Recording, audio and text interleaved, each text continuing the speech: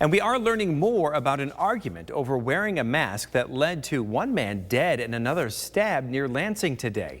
It happened in the parking lot of a store in Dimondale. A 77-year-old man wearing a mask was confronting a 43-year-old man who wasn't. The younger man stabbed the older man and drove away.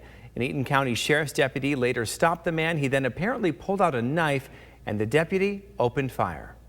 That suspect is a 43-year-old male from Grand Ledge. He's transported to a local hospital where he died in surgery. The older stabbing victim has been treated and is recovering.